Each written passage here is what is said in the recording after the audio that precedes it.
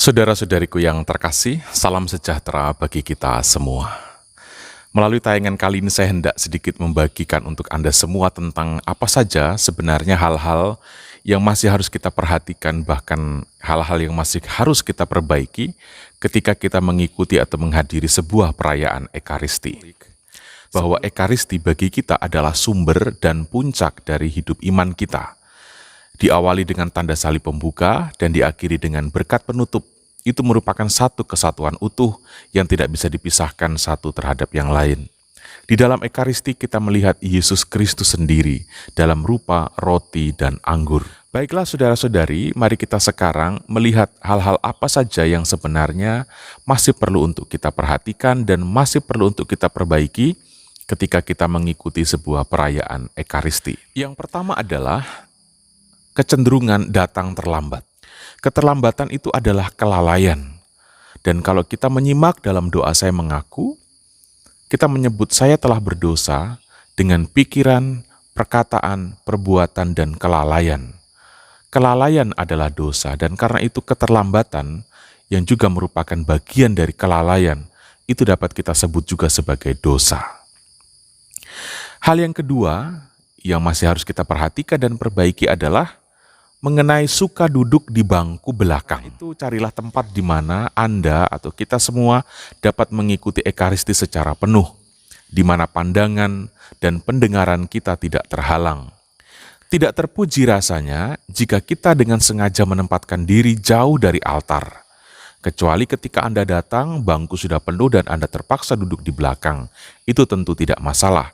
Jika datang, lihatlah di mana bangku yang masih membuat kita dapat berinteraksi secara maksimal dengan imam selama perayaan Ekaristi berlangsung. Yang ketiga, mengenai hal yang masih perlu diperhatikan dan diperbaiki adalah sikap duduk dan sikap berdiri yang asal-asalan. Saudara-saudari, kita perlu menaklukkan tubuh untuk menjinakkan jiwa kita. Sikap tubuh kita mencerminkan suasana batin dan memperlihatkan seperti apa penghayatan kita. Berdirilah yang santun dan duduklah yang santun. Saya akan menampilkan beberapa contoh sikap berdiri dan sikap duduk yang tidak benar atau yang masih perlu untuk diperbaiki.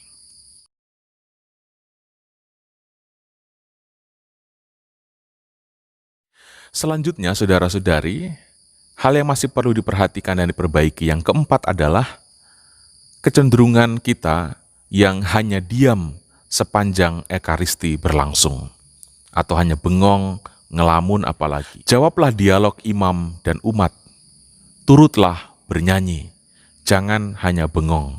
Ekaristi itu bukanlah ajang konser dari sekelompok paduan suara.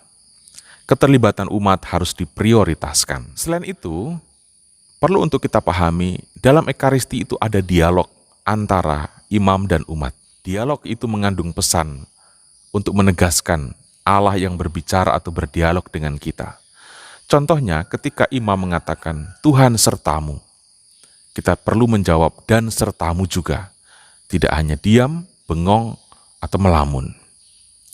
Selain itu saudara-saudari, menyangkut kecenderungan diam ini, saya sering mengamati saat tubuh Kristus dibagikan dalam bagian komuni, tidak semua umat menjawab amin ketika imam mengatakan tubuh Kristus. Kadang-kadang atau seringkali umat hanya diam, mengambil, menerima, lalu pergi.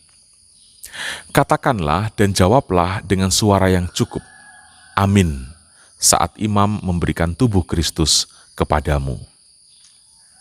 Saudara-saudari, hal selanjutnya yang masih perlu untuk kita perhatikan dan perbaiki adalah kita terlalu banyak berdoa pribadi di sepanjang perayaan Ekaristi. Ini perlu untuk kita perhatikan. Ekaristi itu sebuah perayaan iman komuniter atau sebuah perayaan iman gereja, bukan sebuah devosi pribadi.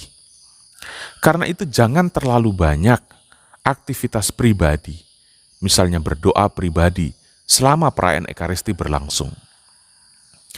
Larutkanlah diri di dalam perayaan itu sepenuh jiwa dan raga, mulai dari menyanyi, menjawab dialog, mendengar dengan seksama, melihat dengan seksama. Seluruh aktivitas kita yang kita lakukan seturut ritus di dalam Ekaristi itu sudah merupakan doa kita. Karena apa, saudara-saudari? Karena kita sedang hadir dalam aktivitas Kristus sendiri. Ini. Tidak ada aktivitas rohani yang selengkap dan sekomplit Ekaristi. Kalau kita ingin berdoa pribadi, lakukanlah sebelum atau sesudah Ekaristi. Ada banyak kesempatan kita bisa berdevosi, kita bisa berdoa pribadi. Tetapi jangan lakukan itu di saat sedang mengikuti Ekaristi. Saya ingin mengingatkan melalui tayangan ini untuk saudara-saudari semua, lihatlah ke arah altar, apapun kondisinya. Angkatlah kepala dan pandanglah apa yang sedang terjadi. Jangan tutup mata atau jangan tunduk selama doa syukur agung dibacakan. Dengarkan dan lihatlah dengan seksama aktivitas imam di altar selama doa syukur agung dibacakan. Mulai dari awal sampai selesainya. Apalagi saat imam mengangkat tubuh Kristus dan darah Kristus. Di saat konsekrasi juga. Saya sering melihat ketika tubuh Kristus diangkat, umat malah tunduk. Ini praktek yang bagi saya tidak benar. Ini keliru dan harus diperbaiki. Sekali lagi saudara-saudari, angkat kepala, buka mata, dan lihatlah. Nanti kita boleh menunduk saat tubuh dan darah Kristus itu diturunkan. Hal selanjutnya yang masih perlu untuk diperhatikan dan diperbaiki adalah sikap kita yang tidak memperhatikan remah-remah tubuh Kristus di tangan saat menerima komuni. Saya sering perhatikan ketika umat beriman menyambut komuni, mengatakan amin atau sebagian yang lain diam, mengambil tubuh Kristus dalam rupa roti di telapak tangannya, menyantapnya, langsung pergi. Ya. Coba perhatikan telapak tangan Anda. Jangan sampai ada potongan atau ada remah-remah yang masih tertinggal. Pastikan semuanya habis disantap. Karena itu tidak perlu terburu-buru. Santaplah tubuh Kristus dengan gerak tubuh yang baik, yang tenang, sehingga remah-remah di tangan masih bisa kita perhatikan dan amati, dan supaya tubuh Kristus dalam rupa roti yang tipis itu tidak jatuh ke lantai karena sikap kita yang terlalu tergesa-gesa dan terburu-buru. Saudara-saudari, sekecil apapun, sehalus apapun, itu tetaplah tubuh Kristus. Karena itu mari kita perlu untuk menghargai, untuk perlu memperhatikan. Ketika menyambut tubuh Kristus, lihatlah telapak tangan Anda, masih adakah sisa remah-remah atau potongan di telapak tangan itu. Jika ada, santaplah. Pastikan habis, baru kemudian Anda berjalan. Hal selanjutnya, meninggalkan Ekaristi sebelum berkat penutup. Saya seringkali bingung dengan orang-orang yang meninggalkan Ekaristi lebih awal. Entah sebenarnya orang itu punya niat untuk mengikuti Ekaristi atau tidak.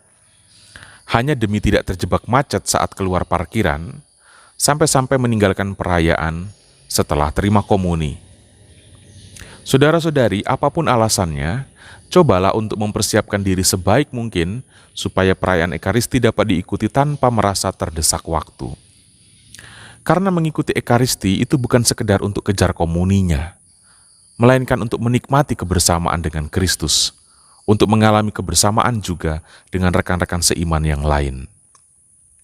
Alangkah baik jika Ekaristi diikuti dengan penuh.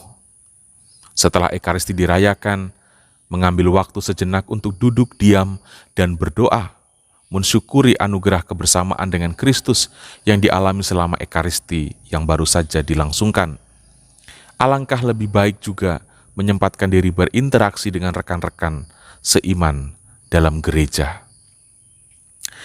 Saudara-saudariku, itulah 8 hal yang ingin saya bagikan dan saya ingin kita sama-sama perhatikan dan bila perlu kita perbaiki jika masih menjadi bagian dari tabiat kita. Sekali lagi, Ekaristi itu sumber dan puncak dari hidup kita sebagai orang beriman Katolik. Maka kita perlu sungguh-sungguh mengikuti dengan baik dan benar. Ekaristi adalah keistimewaan yang diwariskan kepada kita, kepada gereja. Jangan lewatkan keistimewaan ini dengan kelalaian kita sendiri. Tuhan Yesus memberkati kita semua.